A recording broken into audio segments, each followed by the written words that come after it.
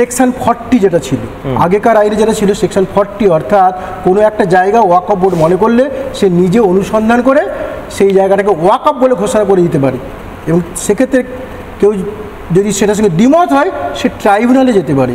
কিন্তু খুব সীমিত ক্ষেত্রে নিশ্চয়ই হাইকোর্টে যাওয়া যেত, কিন্তু সর্বক্ষেত্রে হাইকোর্টে যাওয়া যেত না, খুব সীমিত ক্ষেত্রে ট্রাইব্যুনালের উপরে হাইকোর্টে যাওয়া যেত।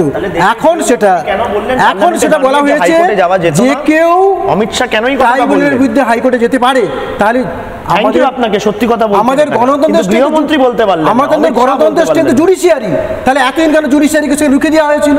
তা আমাদের এখানে তো জুডিশিয়ারি স্ক্রুটিনির জায়গায় আছে, আপনি যে কোনো সময় হাইকোর্টে দ্বারস্থ হতে পারেন এবং পর্যালোচনা করতে পারেন যেমন এভাবে হয়েছেন।